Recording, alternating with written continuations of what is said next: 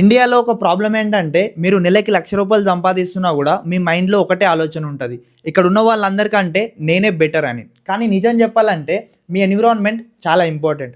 మీ చుట్టూ ఉన్న పీపుల్, మీ చుట్టూ ఉన్న లైఫ్ స్టైల్ అవే మీ ఆలోచనల్ని కంట్రోల్ చేస్తాయి. ఇప్పుడు దుబాయ్లో అలా కాదు. దుబాయ్లో ఉండేవాళ్ళు డిస్ట్రాక్టెడ్గా ఉండరు, ఫుల్ హజిల్ మోడ్లో ఉంటారు.